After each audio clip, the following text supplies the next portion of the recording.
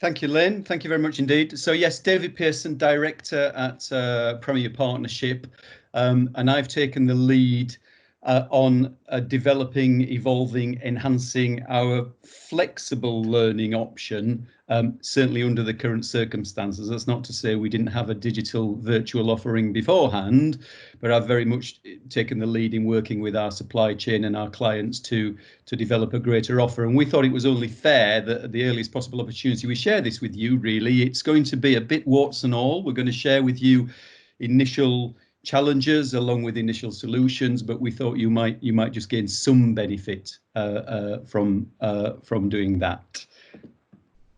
So here's the agenda. We're going to start off by looking at current flexible learning options and formats. I won't dwell on that too long, but I thought it would be good just to give a summary of the kind of things that we've been working on with clients that we know have landed well, and seem to be working together with a few that have got room for manoeuvre, should we say. We'll come on to then look at feedback from some current delivery that we're doing with IOPC. So we have a client joining us to talk a little bit about that, and Lynn herself was involved in that program too, and she'll be sharing that. Thirdly, we're going to talk about the things that we can provide, the things that our virtual suppliers are able to offer or are offering at the moment, ones that are particularly relevant to police forces. It's a brief summary, but it will give you at least a flavour of the kind of things that are out there that you are free to come back and talk to us about if it's of any kind of interest at all.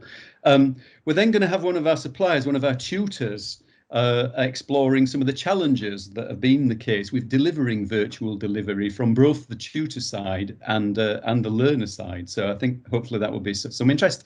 We're then going to talk to the Met Police and the work that we've been doing with them around delivering recruitment training virtually. So again, we'll hear from a client and explore again opportunities that's brought, but some of the challenges that it's brought too. And then finally we'll just wrap up with sharing a few opportunities and briefest of success stories that again might just be of interest to you.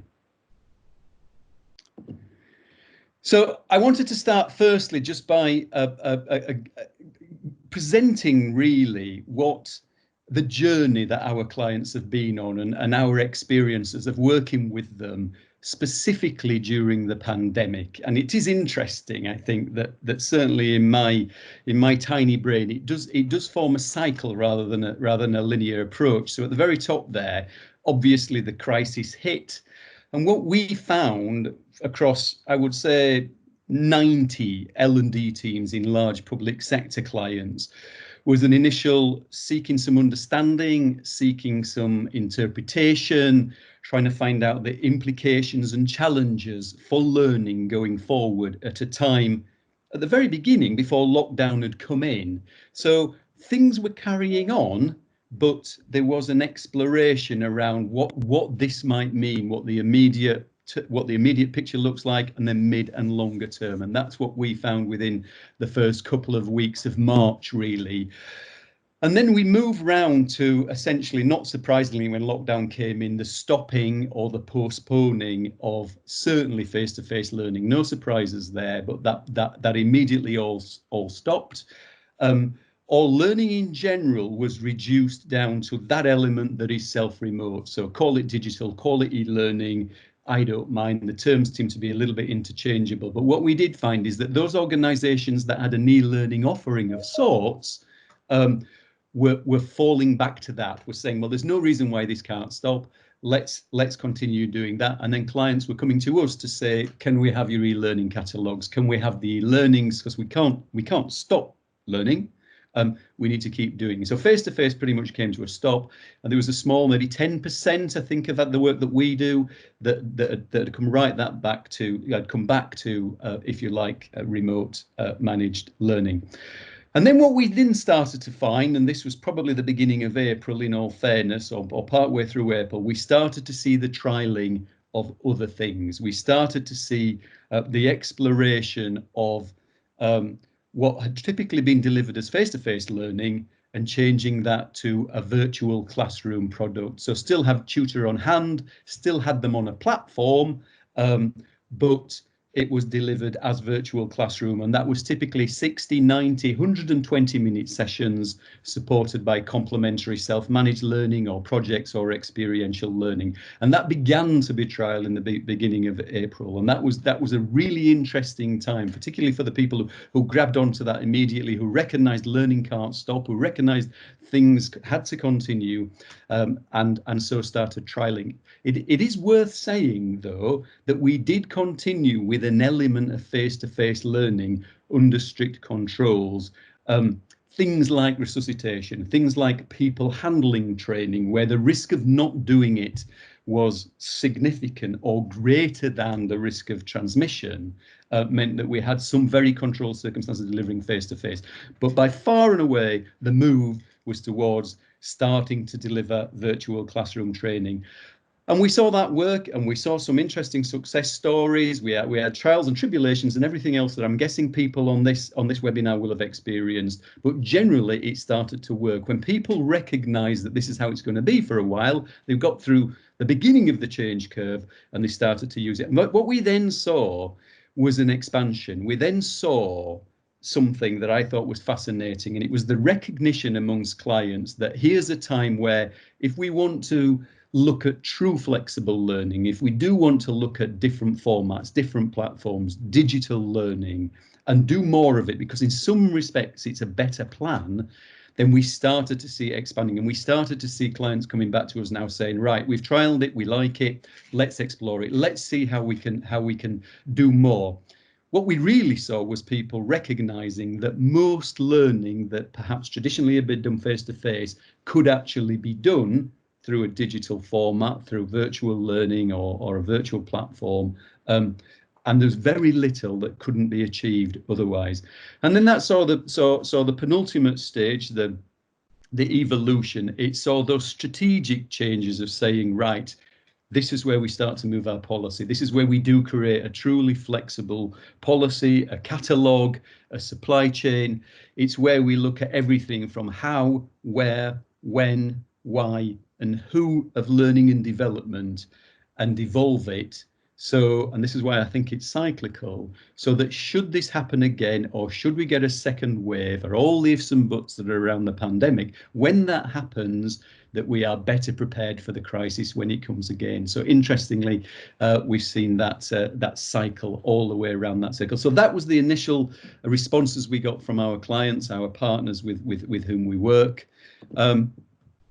I also just wanted to touch a little bit on what therefore are the current options. What are we delivering right now that seems to be working, that seems to be hitting home? And forgive my terminology, I know people have different ways of classifying learning generally, but I've split it into formats and methodology. Don't shout me down immediately. But on format, I'm essentially talking about the setting. So whether it's face-to-face, whether it's done as a virtual classroom where you have a tutor on hand for part of that learning.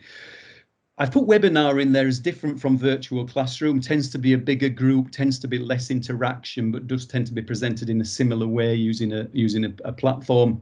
You've obviously got self-managed learning, old school, what we call e-learning, where it's done completely by the individual themselves, or there may be some interaction around the assessment of it. And then the main point here is the blend, is pulling all of that together to produce a more appropriate, but certainly a better offering of L&D for the individuals involved. And then if I could just touch a little bit on the methodology, I appreciate I'm teaching you to suck eggs. But again, as I say, we still did some classroom, but it had to be under strict controls.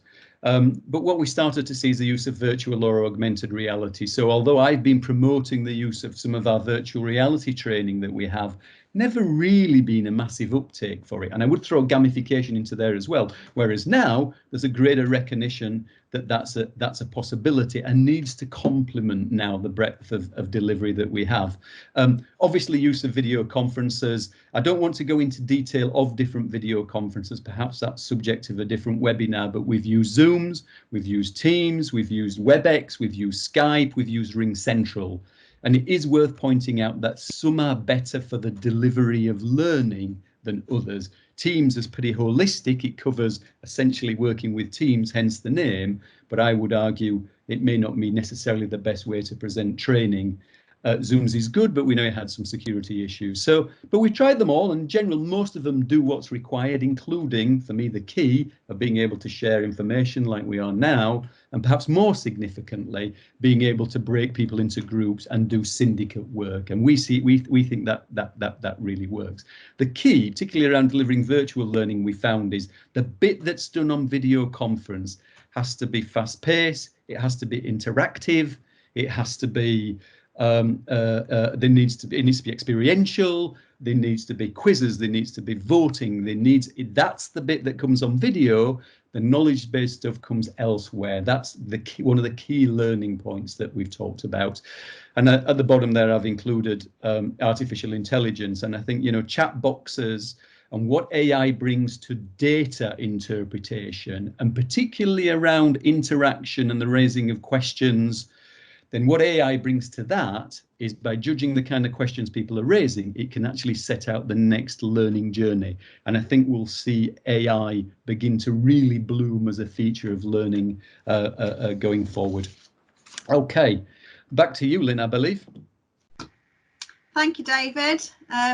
So far, I see there's no questions, so I'm assuming you're all happy with what we're delivering at the minute.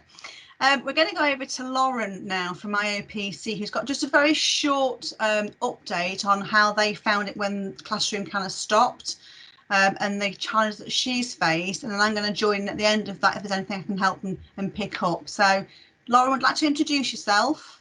Yeah. Take yourself off mute. Thank you. Hi, everyone. I'm Lauren. I'm a talent and OD advisor at the Independent Office for Police Conduct. So we had a lot of kind of questions that we had to ask ourselves when, as I'm sure we all did, when this first sort of happened. We've got a number of programs that we run. So there's two specifically that we work with Premier on, which is our program for new managers and also our aspiring managers program as well. The program for new managers, we run a number of cohorts a year, and for aspiring managers, we run a cohort every year. So we're just getting ready to sort of recruit for the next cohort. So as well as the kind of roster of things that we're delivering in-house as well. So there was a lot of questions about, you know, what do we do? Do we pause everything and wait and see what's going to happen? But we decided that we didn't want to do that, and we also thought that, you know, with technology today, there are enough options to explore to not have to do that. And I think most things that we deliver and that we're working on, we've been able to continue to deliver and move forwards with. The key things for us were that was the maintaining the quality of the delivery and the experience for the delegates. So that is something that we've worked with Premier with, sort of exploring different technologies. As I'm sure a lot of you are, we're sort of very risk averse organisation. So our ICT, primarily we do things through Skype. It's been a bit of a struggle to kind of get everyone Teams access, because there's a couple of us that have it as a pilot, but it's not in the wider organisation. You know, we don't use Zoom, so not only is it sort of working out the functionality of those things and getting people comfortable with using it, there was issues around sort of getting access for people as well. So we did we've done quite a bit of work with both Hazel and Lynn to get a bit more comfortable with that functionality and make sure that everything's right. So whereas some things may be delivered as a day-long workshop, we've got no appetite to have everyone sat in a conference call for a day. So yeah, I think those were the sort of main points really. Lynn, is that what that we discussed, weren't they? Unmute yourself, Lynn. Absolutely. They were the key things that started off the conversations. And I think what I picked up from that, when it was like, oh my goodness, what do we do next? And how do we support Lauren and the team? It was the delegate experience. It was the technology from the organisation. It was the provider. There was three elements we had to consider. How do all those three come together to make this work, to continue that delivery that Lauren's talked about? So we had to stop where we were. We're trying to get things moving probably a little bit too quickly to begin with, or it could be easy, we'll just transition. You don't just transition, I'm sure you're all aware of that. So then we had a bit of a pause to go back and, you know, reevaluate where we were, where the gaps were, and how to then make that work going forwards. And Hazel's on the call and doing her bit later on. She'll give us a bit more insight into what she found as the challenges and how she got over them. So yeah, thanks, Laura. Thanks for that. Back to you, David. Mute. Unmute. Thank you. I think we're doing good for time. So I just wondered if we might just see if there are any initial questions before we go on to the next bit.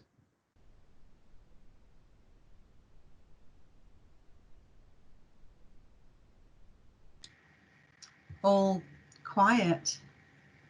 I assume they're all still there. We got a hand up from Ross at Wiltshire. Just, yeah. Go ahead, Ross. Are you muted, Ross?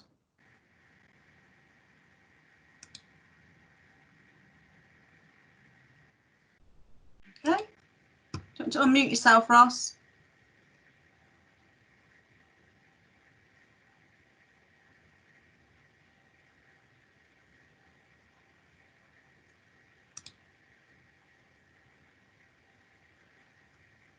I'm not hearing anything. Do you have a question, Ross?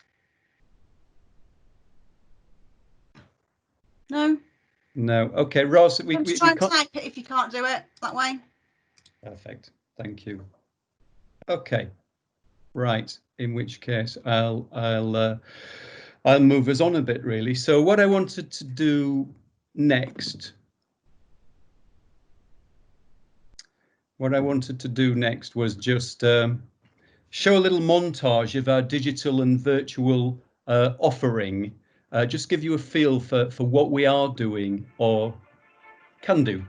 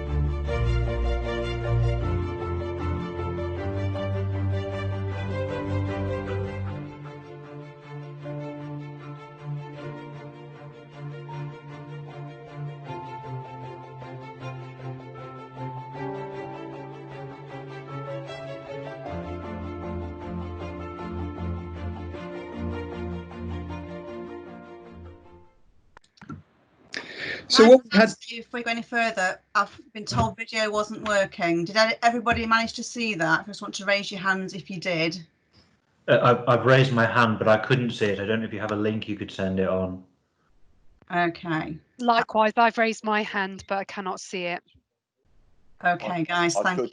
I could see it. How bizarre. Yeah, I could see it as well, Lynn. Yeah, I could too. Okay, thank you. Thanks for letting us know. That's really useful. We do have it. We do have that video, and we can send it on. That's no problem. So we'll have made a note of the people who couldn't see that. And apologies.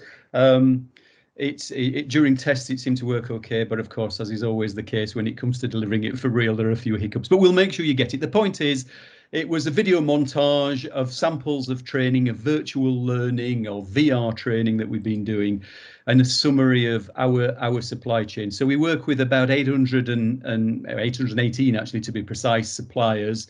one of the things we've worked hard to do over the last 3 months is develop, is promote, is to evolve that digital offering, and it's now quite a significant catalogue of learning that we can provide, as you will see when you do get to see it for yourself. But inevitably you have our contact details. So the thing I would say, if there's anything in the video when you've watched it, or anything generally that you are interested in, or you just want to talk about virtual learning with, please feel free to do David, that. can you just stop the video, because I think it's still playing, it's gone on a loop or something, or go to your next slide. Some yeah, I think for some it was still okay. Stop now. Okay, technology. We will, so we'll share it, and we will obviously pick up any queries or questions that you have after that. Thank you. Back to me, David. Right, excuse me. Hazel is one of our experienced training associates. She's been working with us for an awful long time. She's a really highly utilised, if that's the right word, associate. Sorry, Hazel.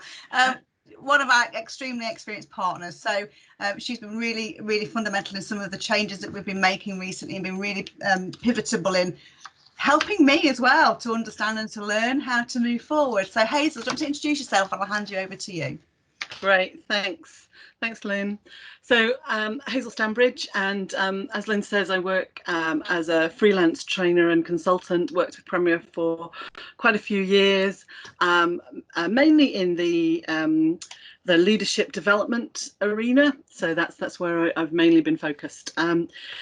Yes, so, well, what a great segue. So exactly what you just experienced, you know, the challenges of delivering virtually, you know, what does work, what doesn't work, when will it work for some people, won't work for other people.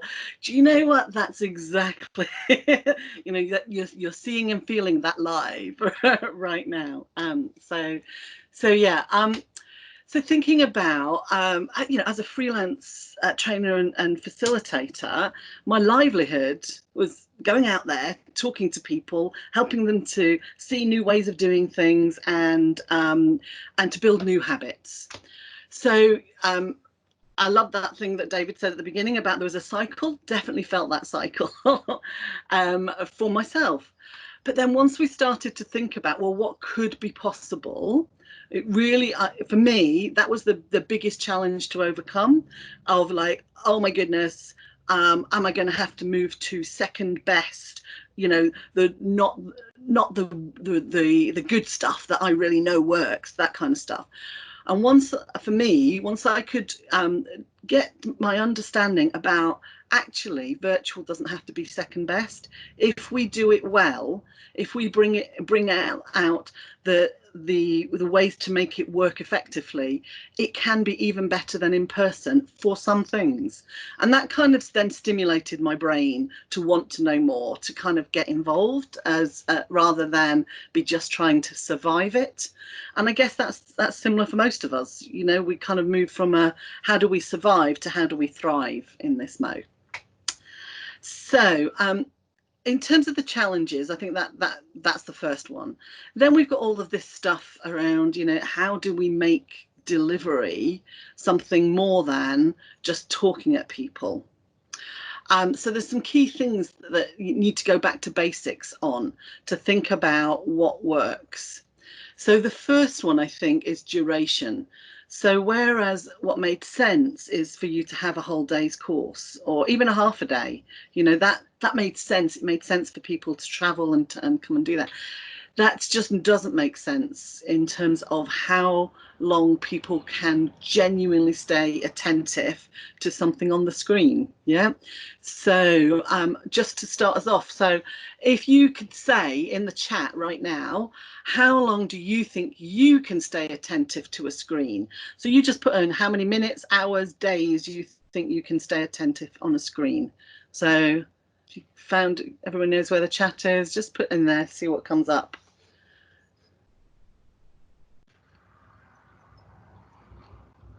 What are we getting, Lynn? What kind of how long are people think they can stay attentive? So we've got from 30 minutes to 2 hours, 3 hours. Yeah.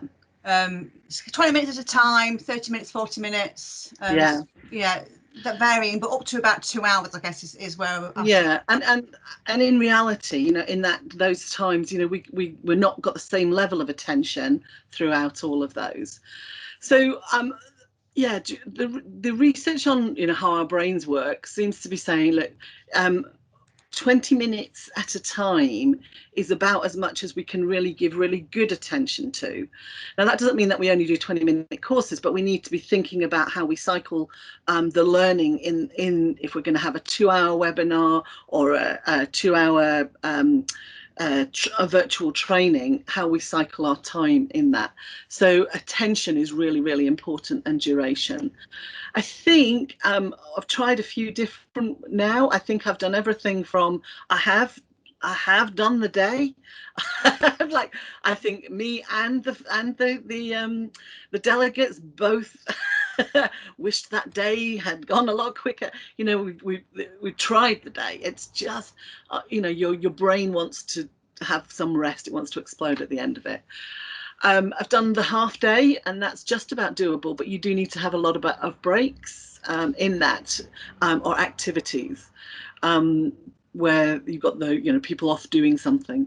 But overall, I think, you know, 2 to 2.5 hours seems to be a good optimal for me. And I think, David, that's what you were saying at the beginning as well. You know, that seems to be where most people are coming to as enough time to get something meaningful out of it, but not so much time that it fries your brain. So that's my experience in terms of duration. Then we come to the kind of the number of delegates. So assuming we want this to be a interactive session, really got to think about the delegate numbers, because I don't know if other people's experience is this, but my experience certainly is everything takes longer in terms of delivering virtually, because people, as we see, you know, you have to come off mute, come back to mute, you need to kind of check out how is everybody doing, where are they at, and it just takes longer to have a conversation, because whereas in the room you would be kind of just noticing signals from people about, you know, I want to say something, and there'd be quick exchanges. Everything just takes longer. So that's not a terrible thing. It's just you need to be aware of that, so that you make sure you have delegate numbers that allow people to be engaged. So whereas in person I'd been working with a kind of like 16 was getting to the max of where you could make sure that everybody was engaged, that it was a really engaging session. You know, once you go about much more over that, you've got opportunities for some people not to be that engaged. With virtual, I found around about the 10 it starts to be where you are missing some of the engagement. I'll be interested to hear if other people have found similar or different things, but that's my experience based on the research that I've done and actually having a go at these things. Because in virtual, that check-in where everybody gets to say who they are and what they want from the course and what their experience is even more important than it is in the you know, the face-to-face world. I've always thought that is a really important part, because if somebody's spoken once, even if it's just to say who they are and what they want from the course, they're much more likely to say something again. And so that just is even more so when you're talking about virtual. So making sure that everybody has a voice, everybody has something that they get to say. As I'm going through, if there's any questions, shout up, or if you've found something different, I'm really happy. You know, I'm basing on what I found. I am by no means the font of all knowledge on that, but yeah, that you know, I'd be interested to hear. Hazel, we do have one hand up. Okay. Pause you for a second while it's there. Claire, did you want to ask a question? Claire Dixon.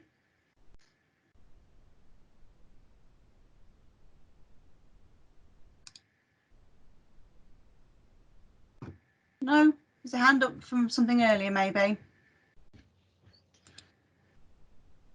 Oh no, she said no in the chat. Okay, sorry, carry on, Hazel. That's okay, no problem. So then we come to the age-old conundrum of face-to-face training. If we're honest, I think if you asked any facilitator or tutor what their experience is with pre-work, we'd get quite a strong kind of like, it's a mixed bag, you can never guarantee, this is all that kind of stuff. What I think, if I ruled the world now, which I don't obviously, but if I did, I would change the name from pre-work, because that has got the kind of connotations of, it's the stuff that you may or may not do before going to a face-to-face course. Whereas I think for virtual training to really be effective, it's like that pre-work is part of the course. This is what you need to do.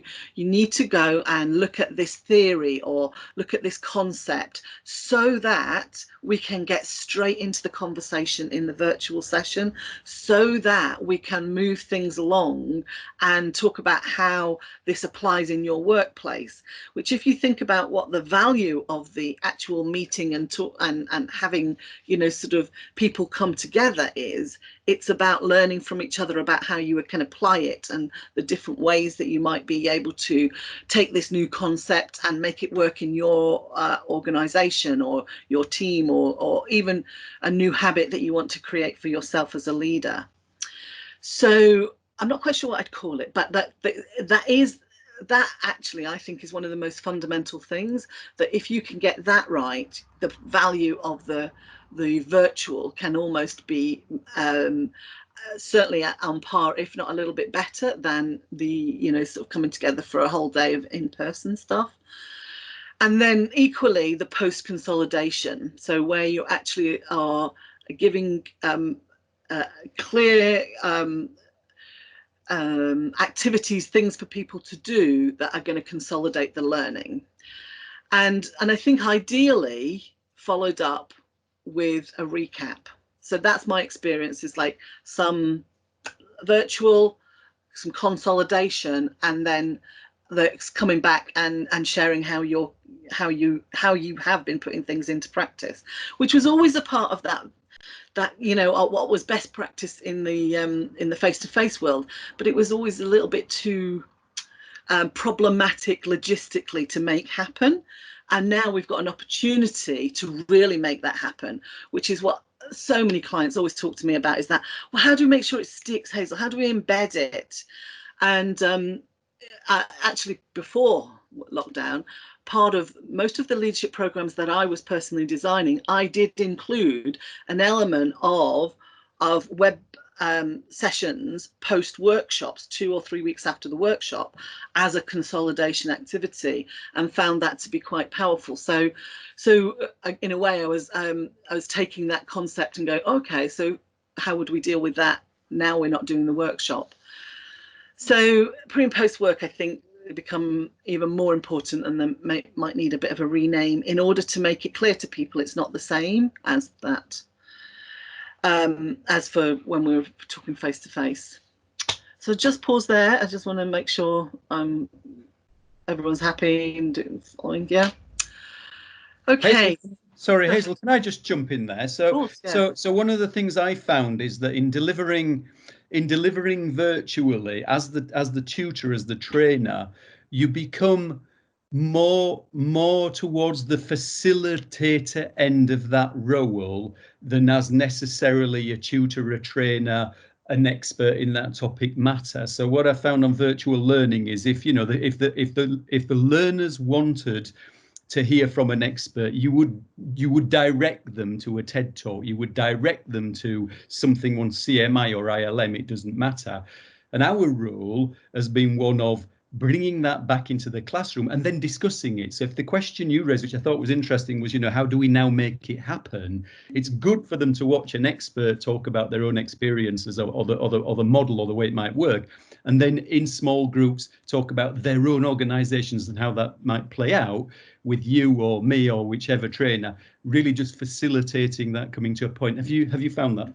Yeah, so definitely. I think that's that's really at the crux of why I think it's important that that pre-work not be optional, because A, you don't have time, and B, it's useful to get different opinions and different thoughts, and if you can direct people to actually be engaging in ongoing learning, and then you've got the time to really explore, oh, why won't that work in your organization? Whereas people come, oh yeah, that's all right, but you can really explore, okay, so those are the barriers. What would you do about those barriers, and facilitate that problem solving through them? And also then, if it is things about habits that you as a leader want to take on board, you can talk about, and they can work through how they would do that with your support, challenging them to think differently about how they've always done things. So I think that's absolutely the key. That's how you make this kind of blended learning approach really, really powerful. And if you then follow that up with a recap, where actually you've got some activities where you're going to practice doing something or having a go at something, and then coming back and having to talk about that, it really does bring that full sort of learn, practice, embed, review, learn, practice, embed cycle to life. Hazel, I have another hand up. Yeah. David Maguire from the Met Police, would you like to ask your question? Yeah, it's not so much a question, Hazel. It's more sort of in support of some of what you've said there, but a sort of reality check in terms of what you're describing in relation to making the change could be something like in my organisation, we have a lot of front-loaded stuff, very lecture style, very little differentiation in terms of the learning styles that you might have within a session. And what you're talking about is actually going back to basics. I think you used that term to look at what learning outcomes you're seeking to achieve, whether it be learning a skill, whether it be behavioural change, whether it be knowledge, and then looking at what options you've got in this virtual world to attend to that. And I think that we're also hamstrung by the fact that we think of training as you go on a course, as opposed to thinking that the course includes the pre and post work. And I think, so there's a massive cultural sort of shift that we need to do. And interestingly, it's the more senior police officers who attend the College of Policing senior leader courses who are quite happy to do the pre and post work. So it's doable. Yes. But I think the point, that I just wanted to, also leave for possible discussion a bit later is as fantastic as the response was to COVID, not only with the services Premier provided, but the forces around the country, on one level, it was just, instead of being face-to-face in a classroom, it was being face-to-face over Teams. And there are lots of other opportunities to be had in relation to taking on board some of the things that you've described about saying, right, well, this is actually knowledge. You don't need me to stand there and walk you through it. Do that beforehand and stuff like that. Absolutely. Yeah, absolutely. And I think that's it's actually what I was going to sum up with, but I'll go there now, is that actually the more you can go back to basics rather than trying to retrofit what you've got, I think the more powerful your delivery will be, the more effective it will be. It's an opportunity to go back to looking at the basics of what you're trying to achieve. I will just quickly go through breakout rooms. I think that's what makes the difference. Before I found out how I could make breakout rooms in, I don't know, 4 different platforms. I think I was at one point I was going through a major learning curve of my own. Okay, well, how can we make this work? What's the different options? How can we do that? But that's key, I think, because that's one of the main things that makes it interactive at those breakout rooms. So managing those breakout rooms, I think, is one of the things that, as a technical skill, as a facilitator, I think that is, of all the stuff, making sure that I was comfortable with that and I understood it and I could make that work, allowed me to then get on and give my mind over to the actual learning. I think the first couple, you know, I can't even remember, because I was like so focused on, is all the technology going to work, and is this going to work, and is that going to do, and is all that, you know. Fortunately it was material and stuff that, you know, I had done many times, and I kind of like, I think that was the bit that was on the automatic pilot, and the how do I make this technology work was there. But the more that you can get the technology and everything to the background, so that is your new skill, it is your new classroom, then that really helps. And then tricks and tips for engagement. So lots of different things here.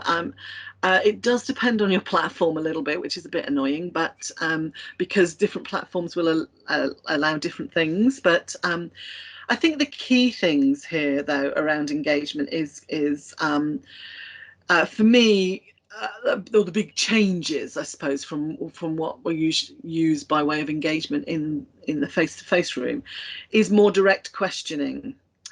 So I did quite a bit of research on this, because it just felt really kind of a little bit retro, going back to school stuff, where instead of just asking, I think we had an example, you know, it's like, so what does anybody think about, you know, that's hard enough for people to step into that discussion in the classroom. It's even harder though virtually, because you have to go, right, I'm going to be the one that puts my hand up, I'm going to be the one that says this, I'm going to be one that all that does that. So that's much harder to do.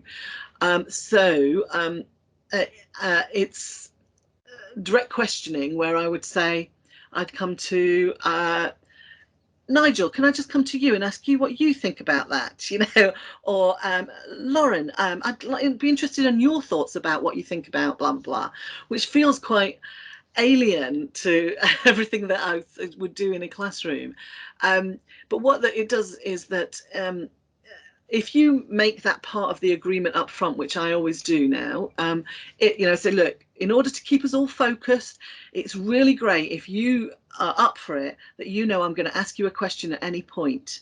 You know, that just helps to keep our mind focused. You know, if at the start of this, David had said, right, I could ask any of you questions, you know, you wouldn't do it that way, but you know, are we up for that? You have a different level of engagement. You can't help but have that. So I usually make that part now of the commitments up front, so that we're all on the same page. And then I also include in that that it's perfectly okay to pass. So you can go, do you know what? I don't know, I need more time to think about it, that's okay.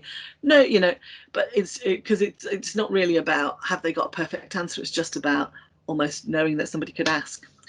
So that's one level of engagement, that irrespective of what the platform is, how much it'll allow you to interact, because some of them are better at doing that, you know, where everybody can put a mark on a slide and tell them where you're at. You can do all the kinds of things that you would do in a classroom, you know, for line outs and things like that. So, but yeah, I think you've got to consciously work at getting more people engaged. And then a final wrap up, again, making sure that people are giving their, you know, sort of a final, what am I going to do, what do I want to do next, is even more important for me anyway in the getting the engagement. So just to sum up, I think key things here is in making that change is to be willing to go back to basics, to be willing to especially if you're a trainer who's got some really great activities that you really know work and really use, and so you need to be willing to go, do you know what, that's not for here, let's look at what now is going to work here. So there's a little bit of that psychological stuff as a trainer and deliverer, facilitator, where you've got lots of good stuff that you know really works that you just have to go, actually, it's not that that's terrible, but how am I going to go moving forwards? So that was my experience. That was brilliant. Thank you so much for that, Hazel, and putting the time and effort into putting that together. Do we have any questions or same as David did before, agreements? Do you want to share anything that you found of similar in your or different? You might have found something completely different to me. Yeah, really open to. I said to Lynn at the beginning, I'm a magpie now. Anybody got anything that where they found works? I have no shame. I will gladly, sort of learn from others. I think for me on that, it's about taking the time just to kind of check stock and say, actually, where are we? What are we going to do? Don't try and rush into it, which I think we've experienced. The learnings from that is just stop and pause and work out which is the best way to move forwards. And it is about, absolutely, as I said before, training provider, organisation and delegates. The three things have to work together. It isn't just about, okay, we're going to just deliver it. It doesn't always work that simply for me. So yeah, stop and pause. Don't try and rush into something. It's not always going to happen overnight. So I'm not seeing any questions come through at the moment. So everyone's obviously very engaged and happy with what's going on. Thank you very much. Thanks, Hazel. Thanks for that input. It was really useful. David, oh no, I'll introduce if you can move the slides on. Thank you. We now have some input from one of our key clients who we have supported and worked with. So I'm going to hand over to Inspector Anthony de Saules, otherwise known as Tony, to give us his insights into the change and transition. So Tony, over to you. Thank you. Hi, good morning to you. Thank you, Lynn and David, for asking us along to this. It's important to give the feedback and the learning that we've established through our quick transition. My name is Tony de Saules. I'm the inspector that looks after professional standards within the L&D portfolio of the Met. And for my sins, I also take on the initial police qualification recruit pathway, long way of saying the CKP. To put some context around the situation at the moment, 2018, due to a recruitment issue and in order to fulfil the Met's pipeline commitment to our corporate workforce plan, an MPS Management Board decision was made that we would fund officers through their initial qualification. This was done by testing them on day one and then dispatching them to an external training partner, which was managed by Premier, to complete their training. So let me walk you through the pre-COVID situation, if I may. Premier supplied us with 6 dedicated sites situated across London to deliver this training to our recruits. Within those sites, there were 25 qualified trainers on site across all the venues, delivering all the content, the trainers and locations provided by Premier, with 2 preferred training providers physically providing that. It was a staggered parallel course which ran 4 weeks apart. And let me give you some idea of numbers. At any one time on that course, we had 700 initial recruits. Courses lasted 8 weeks in total, where recruits were required to pass 5 assessments and a final exam, a multi-choice final exam, in order to achieve that required certification. On-site delivery, pre-COVID, face-to-face delivery, we had a pass rate of around about 88%, which is pretty good, and we were quite pleased with that. So post-COVID, or David, can you move the slide on, please? Specifically March the 23rd, a date that will stay in everybody's mind for a very long time to come, I guess. With the help of Premier partners and literally overnight, I think it was, all 6 venues moved to a virtual delivery, allowing a fully remote learning situation from a safe place. The transition to virtual sites was staggered. We had one course that was at one particular level and the second one was slightly behind. So our initial emphasis was on that first course. The entire transition completed in 2 days. 25 fully qualified trainers remained available to deliver the content via online platforms. Our trainers' preferred delivery method was Zoom. I understand what David was saying about the initial security issues. We didn't experience anything like that. We were just really positive around the Zoom platform. With the assistance of Premier, the MPS has now run the last 4 intakes entirely remotely and entirely online, from the induction day that the student has through the 8 weeks to the final time that they come or should come back to our Centre of Excellence at Hendon. 1,400 recruit police officers have completed this online course. The online delivery has seen an overall pass rate of 94%, based on passing the final exam at the first attempt. And by way of building on that, the last course that finished, where they started in April, the April cohort received a pass rate of 100%, which before now and pre-COVID was unheard of. So key points that I can draw from this, from the MPS perspective, and I'll be honest, not all of it is positive. It draws on what Hazel was saying about the adaptation of an online and remote delivery. In any police service, the feeling of belonging, or in any organisation, the feeling of belonging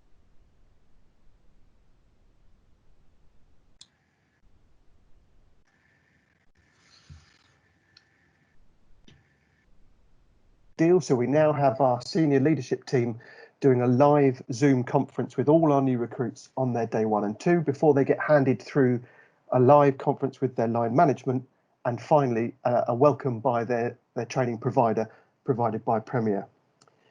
To address issues of security, have we met these recruits? What do they are they actually who they say they are? Are they at home? Where are they? The provider does a daily roll call through Zoom and provides us with feedback to our line management, or to their line management, who will follow up with phone calls or meetings online.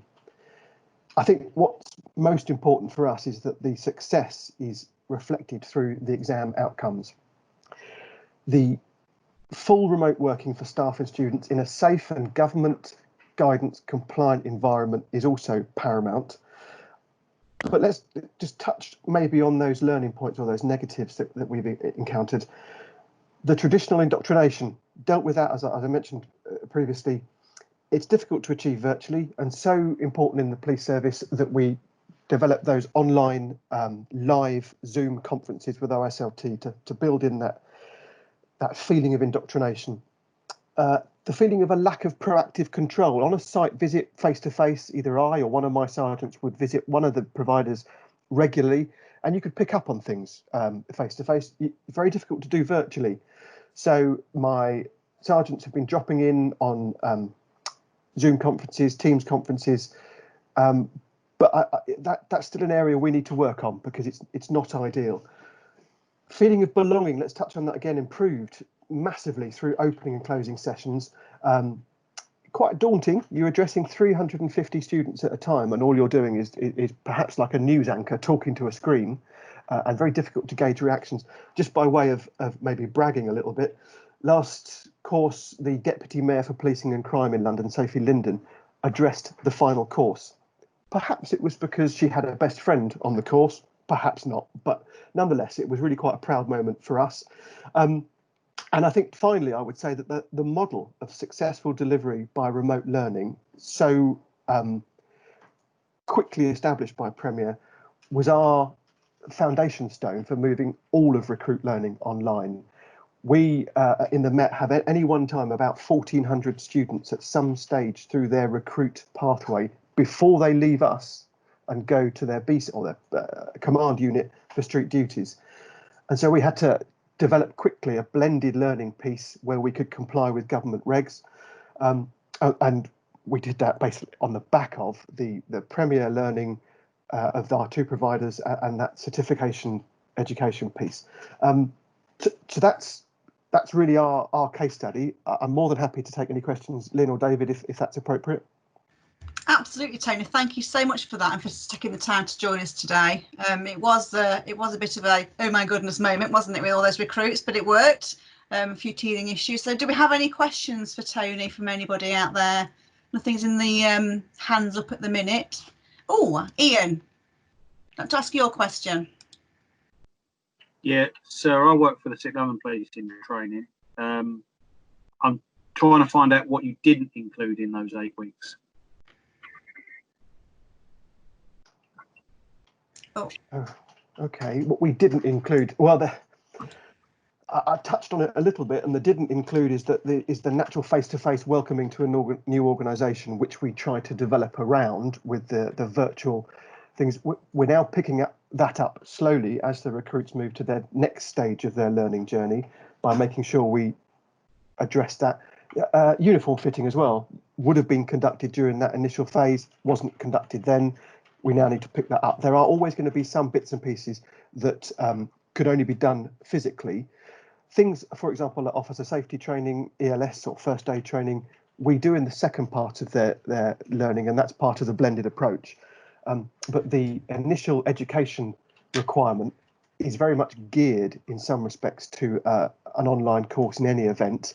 So yeah, hopefully that's answered your point. Yep, fine. Thank you very much. Cheers. Thanks, Ian. Anybody else with anything you'd like to ask at this point? No, I'm not seeing anything. So obviously we can ask questions again at the end. So thanks, Tony, Sure. for your input. That was really, really helpful. And I'm going to hand back now to David. Thank you, Lynn, and thank you, Tony. Absolutely superb. Thank you very much for taking the time to share that with us. So as we move towards the end, I just wanted to share a little bit about opportunities. I think you've heard some success stories, so I think that's good, but just a little bit about kind of the way forward, really. I don't wish to sound like a dog with a bone, or I guess in my case a Yorkshire Terrier. But the message for me is there's a huge opportunity here to look at the flexibility of learning and learning and delivery, learning development. And I choose my words correctly. I say flexibility. It is that bit about, okay, looking at digital, looking at virtual, looking at remote, but looking, as Hazel touched on, looking at the timing of the sessions, looking at the levels of interaction, the experiential nature. All of those things it's got to be grasped, I think. I think most of the people on this session are L&D people, and I think we've probably all thought this for a time.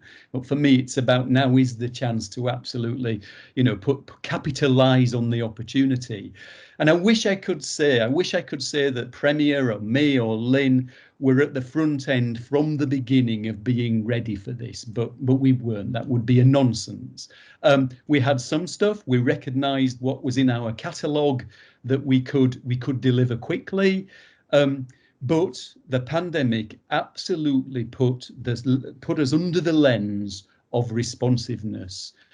And so in partnership really with our policing clients, with all of our clients, really, what we had to quickly build, and it's evolving, I go back to my original cycle, is learning catalogues that were fit for purpose. So on the left-hand side of that screen, certainly as I look at it, you've got a policing catalogue, which we had developed and is available online if you go to the website.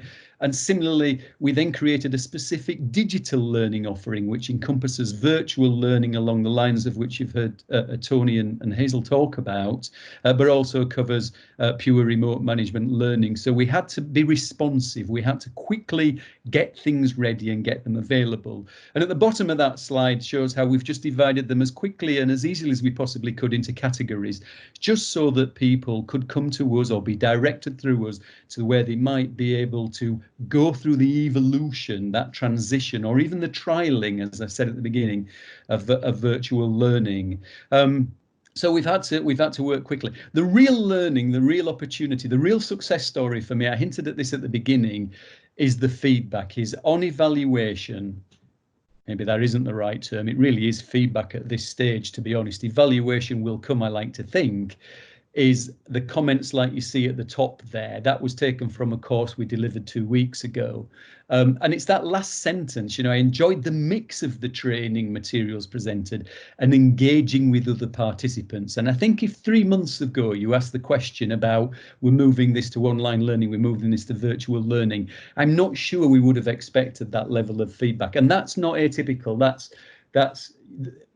We are seeing people enjoy and get more out of virtual learning than we thought, and it compares in terms of quality better than a huge proportion of the classroom. So again, another opportunity for us to get the most out of it. I think it's interesting during this session that where we have asked wide questions about, has anybody got any thoughts? How do we feel about that?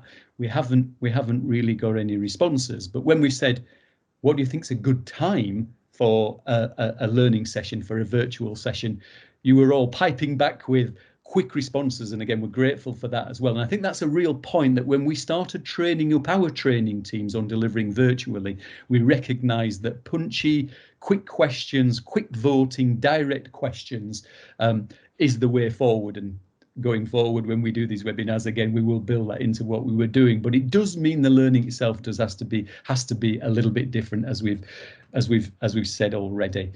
And then finally, really for me, and then there will be some time at the end for any remaining questions, but I'm very conscious of time.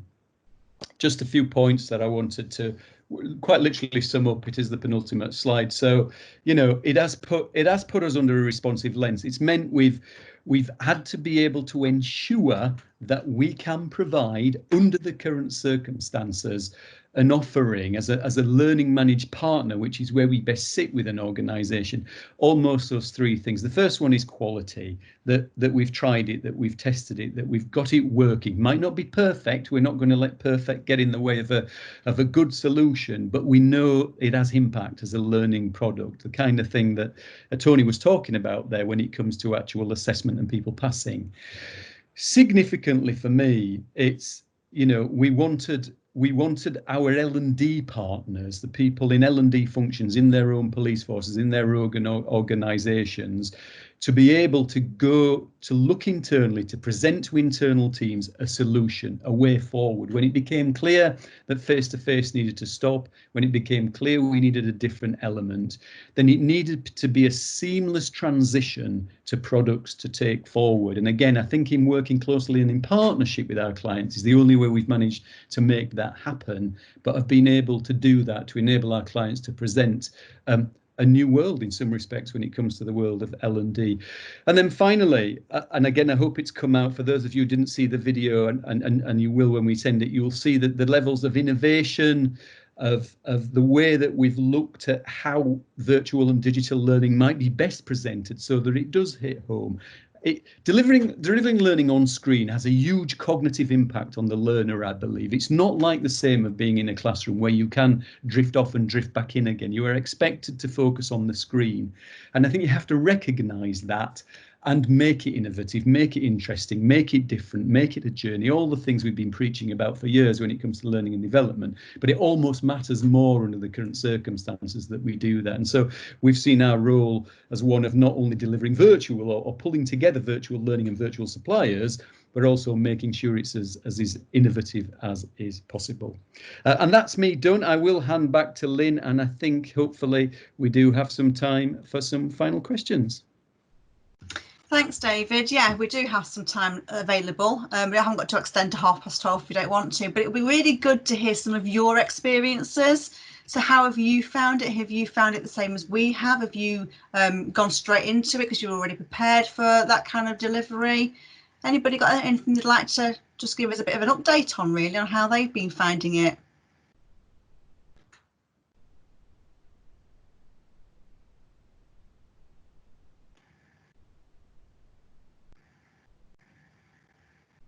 Oh, who have we got? Ian, thank you.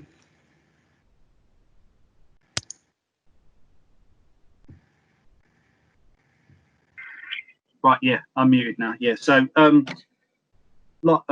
so from the City of London Police, just like the Metropolitan Police, we have been using Zoom to teach our current cohort. We don't have the same numbers as the Met, fortunately. So I appreciate the governor's pain there. One of the things we found particularly difficult with the, shall I say, younger generation is that although they are on a lesson with the trainer on Zoom, we didn't feel in some circumstances that not all of them were concentrating on the lesson and were quite clearly using other devices to either message each other or message someone else. So that is obviously a challenge we found, whereby we didn't think they were engaging enough or substantially enough in some lessons. I don't know whether you've got any thoughts on that, or whether your other trainers on the line had other ways of dealing with that, because obviously they're not in the classroom, so we can't actually take their mobile phone off them. Lynn, if I may. Absolutely, Hazel. Yes. Great. So I haven't dealt with that quite that young, but it's true of all of us. But I think it's even more so with people who are used to being multi-device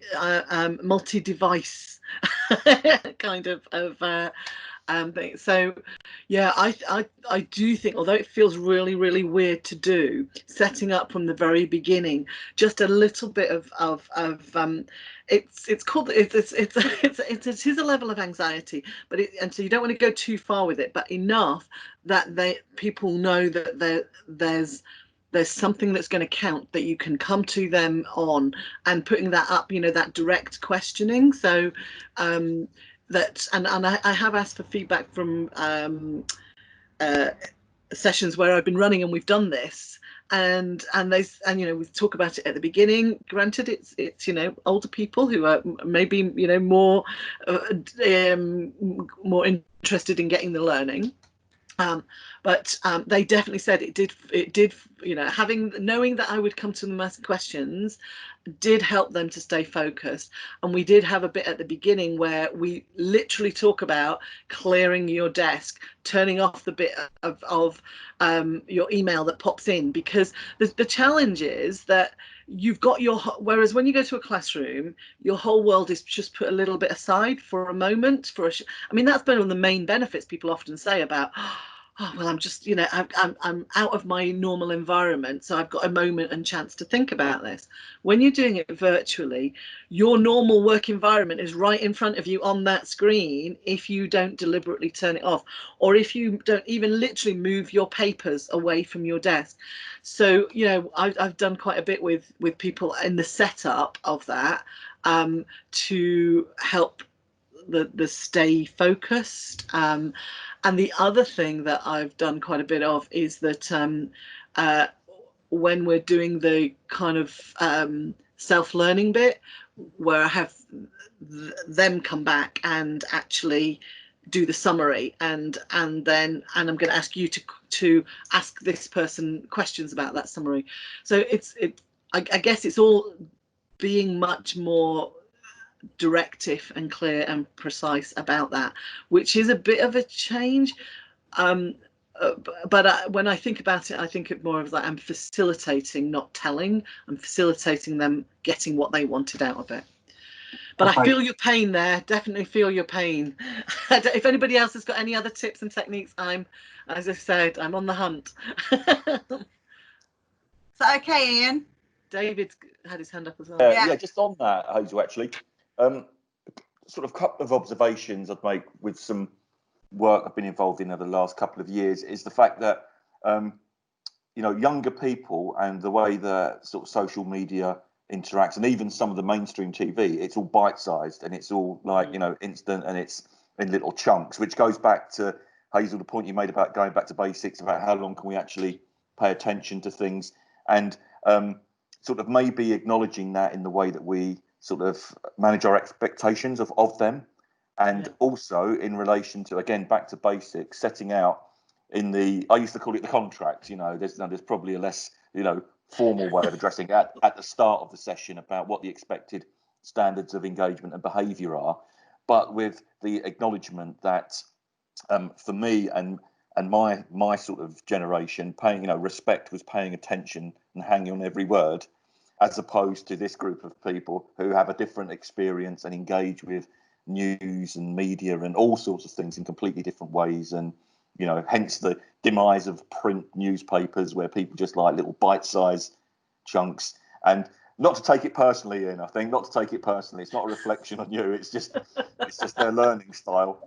But you could mitigate it to some degree by possibly being quite clear in the contract and getting everyone, as you would in a classroom, face-to-face, to sort of, are we all okay with this? Do we all sign up for this?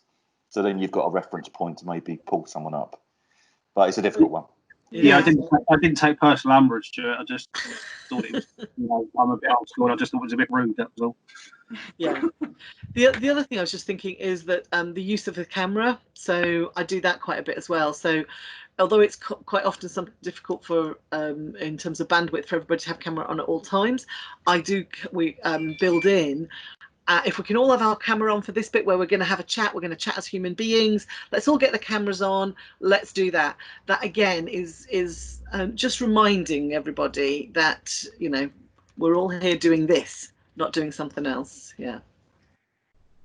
Thanks, Hazel. I think for me, it is about that change in how you set up the interaction, that before they even join maybe the call, and then actually when they're on that meeting, it's that setup and the instructions that go with it. That contract, as David was calling it, is really the key for me. The difference that I've felt is the etiquette of how you manage these sessions, and the smaller chunks, as David was saying as well, to keep them involved. And observing some of the CKP that Tony was talking about, because I went on and observed it.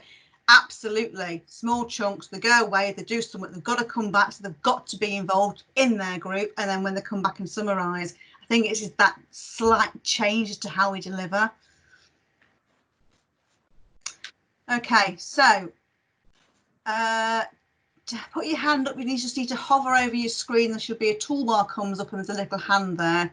If not, please put your questions in the chat function for me. I think Steve Nash has a question, Lynn. Yes, thank you, Steve. Hi, good morning. Ironically, I can't find my hand icon on this webinar, so it's a bit embarrassing. From North Wales Police, one of the challenges we've had is our IT function wasn't supporting, other than through Microsoft Link, which has been a real challenge. We are sort of on the National Enablement Programme to look at Office 365 and various things. Our force took an early decision not to use Zoom because of the fear of the security, and listening to this morning has been really useful to understand that perhaps that was a bit misguided. My question relates to thoughts on how we can sort of consolidate learning from a session. One thing, we've been running our initial police learning development programs since March online, and it's that the student being brave enough to say, look, I'm not getting this session on burglary or drink drive. And we found a bit of a struggle with some students to actually get them to admit the fact they're not getting it. So I was really interested in those post-event sessions around how those are managed, and any thoughts you've got around ensuring that your class are all taking it in when you can't actually see them.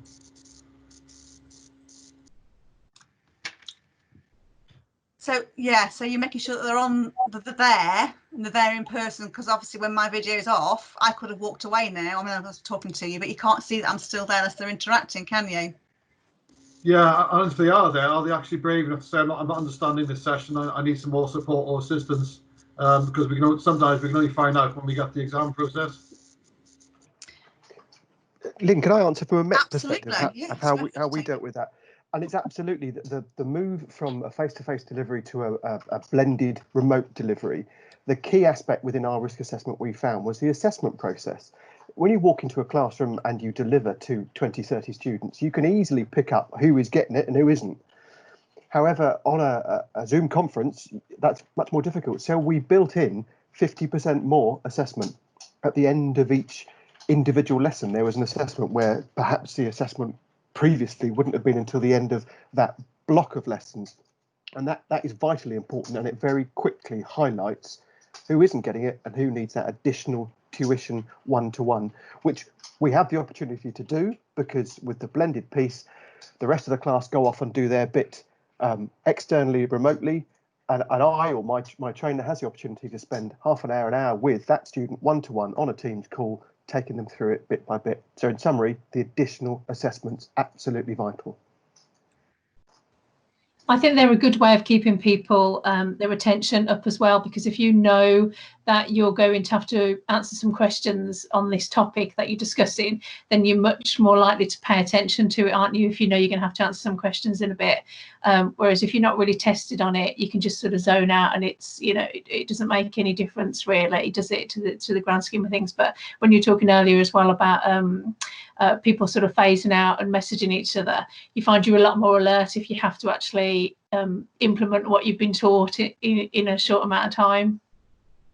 Yeah, I was hearing something slightly different in the question, Steve. For me, I was hearing, and it's all about the evolving role potentially of the trainer stroke facilitator in terms of using technology to maybe, if their concern was showing they didn't understand in front of the group, and they may feel more comfortable approaching yourself, or in some cases, you know, you can have, so working with universities, they've got like, you know, functions where you can sort of, you know, ask a support, you know, somebody's like a mentor or coach in relation to some of these things, and sort of because there's lots of stuff that may not be assessed, but you need to understand in order to fulfill your role and be a rounded sort of student and officer. So it might be about maybe, you know, as they do with universities, allowing access to you to maybe just like chat something over, but in a safe way.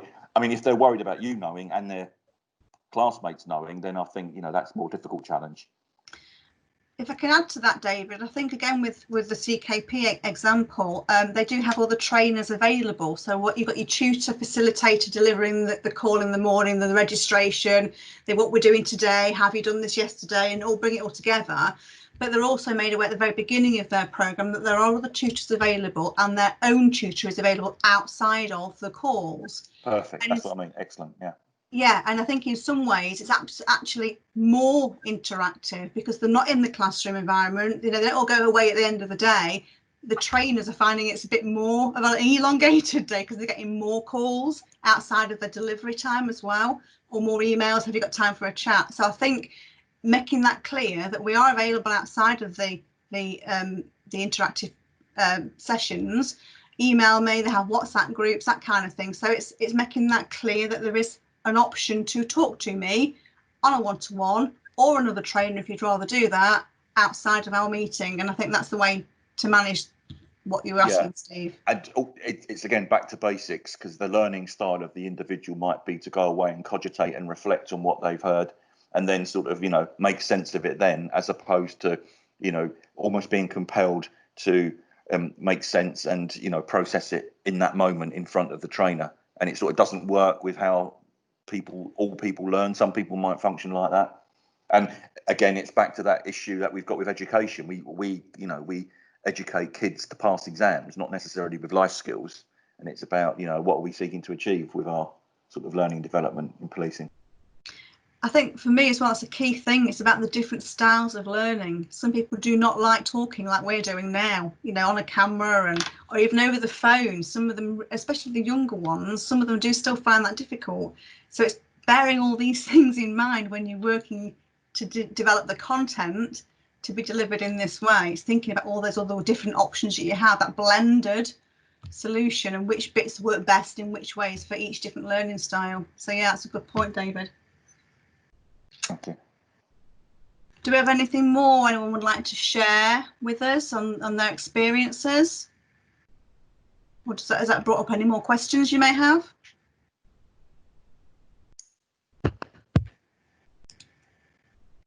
Hi folks, I'll try again. If you can't hear me, then it's my mic's not working. Hooray, excellent. Well, I've got to speak to you all at last, brilliant. In Wiltshire, we have used Adobe Connect, and we've just redesigned the whole of our IPLR student officer course from classroom to deliver online. So we've been writing them both at the same time because of timescales, and we used it to do our attestation service. So it was absolutely brilliant. And the way that we try to increase engagement is through the design, and it is all about design. So we've looked at using polls and questions. The assessment point is critical, and it's those activities and chat rooms, and it's about having somebody there that's the technical person, and then somebody that can monitor those chats and support with questions, and that's vital. So it's been working brilliantly for us, and we're just about to start our first IPL course on Monday, so we'll soon see how that goes forward for our next 23 weeks of training online. So brilliant. But again, for us, it's how do we then deal with the practicals that people need to do, and how do they apply it? And that is obviously the challenge in the current situation. So that's going to be run towards the end of the course. But yeah, it's been great. We have Colf trained people, so they've been supporting the teams, and it's that time to practice and have a go. And we've set little training programs for them to undergo that, so they can present and get feedback in readiness. So we're very excited, and actually it is the way forward. We need to be having that proper blended approach. And how long in people development have we been saying this needs to happen for a long time? So yeah, it's been that translation, hasn't it? You know, because it doesn't just copy over. And I think for me, the biggest issue is trying to get people to understand how long that takes to happen, and the time it takes to make any transition, either to start from scratch or to take a lesson that we had previously. So I think that's the time, is being very clear for senior managers that this isn't something that happens overnight. You can't just pick something up and dump it in. But we've made that point. So great session today, really helpful to hear how people have been handling things. But yeah, there isn't anything that you can do in class that we can't do this way. Even wine tasting, I've tested that. Thanks, folks. Thanks, Ross. That was really helpful. Thank you. And the bit about the design, you know, the taking the time and the design element, and including things like polls, yeah, chat rooms, anything to keep the interaction going, isn't it? And keep their engagement going, I guess, whichever way you can do that. So that sounds really positive. So good luck with that one when it goes. Thank you. Absolutely. Really exciting. It's the wine tasting bit I like the best. I thought, well, we Northerners, we were good at this. So a bit of Yorkshire tea, although I don't drink it, goes down well. But absolutely, it's a really exciting time. And actually what I have found is that it's opened other people's ideas up. We've had to do it in a way, we've been forced to do it. But previously we've had requests for the training and they're demanding classroom delivery. Well, now we're able to say, well, we can't do that. It's going to be online. And actually now we're starting to include that in the scoping when we're doing our sort of initial research about how we're going to present the course. So I think it's important to have that consideration in that commissioning process, so that you say, well, actually, we're not going to do everything in class before. Now going forward, and there will be that expectation that you cannot demand classroom time the whole time, and the bonus of not taking people for travelling and all of those things are really big sell points. So yes. Brilliant stuff. Thanks everyone today for all your helpful hints too. Thanks, Ross. I think that's a really good point actually about the next steps into the future. You know, when we get to any kind of normality, it's about, okay, so this is what we're trying to achieve. What is the best delivery method of achieving that? It might be that some has to be classroom because it is the nature of what it is, but actually, does it all have to be that way?